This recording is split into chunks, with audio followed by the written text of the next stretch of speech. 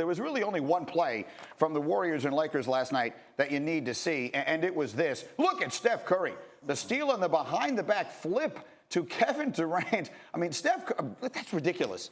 Could you do that, Avery? You're a point guard. I've done that a few times. You have not done that. You've done that pass a few times? Yes, when you lead the nation in assists for 2 years in a row in college and, in the NBA, hey, I've done that several times. All right. So I'm not as impressed. There's nothing I like better than when you can say, oh, I can do that, no problem. Meanwhile, let's talk about the Lakers. Again, LeBron obviously didn't play in this game last night. Golden State won easily. But that moment right there caused a stir. LeBron, KD, talking, covering up their mouths. What could they have been discussing? Here was KD after the game on their conversation.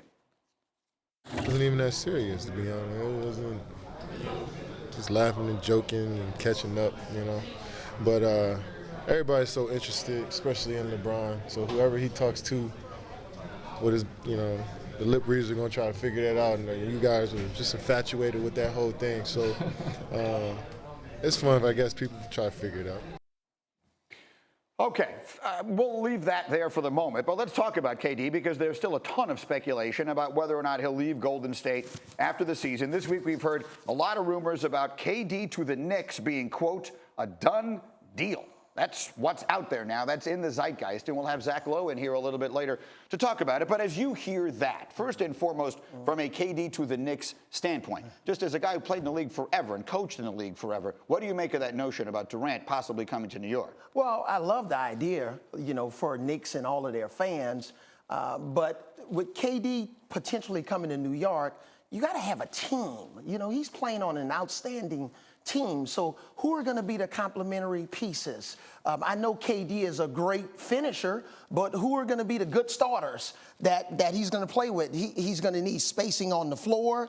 The game is all about speed.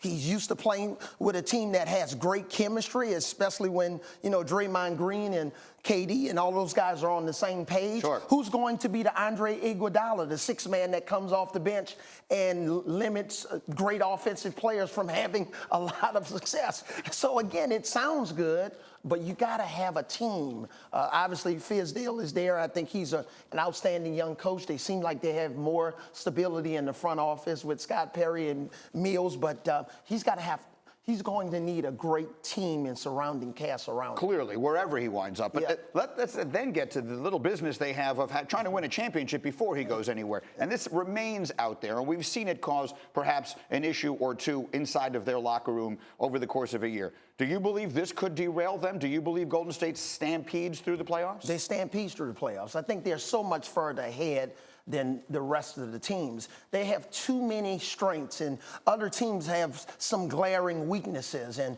whether it's their depth, quality depth, when you can bring a guy like Livingston and Iguodala off the bench, you have great finishers in KD and Steph Curry. You have two of the best shooters that ever played the game in Klay Thompson and Curry.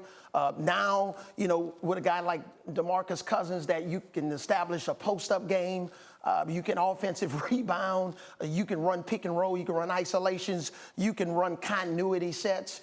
They have guys that can switch pick and rolls. They just have too many strengths, and I think they're just too far ahead than the rest of the competition. Candidly, I agree with you completely. I'm trying to grasp at straws here because we're hoping that someone makes it interesting, and invariably it will become interesting along the way.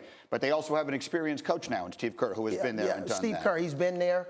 He knows what in-the-game execution looks like. He's not going to be concerned or fazed about that. And also a guy like Andre Iguodala, he's like a coach on the floor. Here's a guy that was the leading scorer in Philadelphia for years, and now he's coming off the bench with the Warriors. And he's the guy that can bring everybody together on the court or even on the golf course. All right. It doesn't seem like such a bad place either.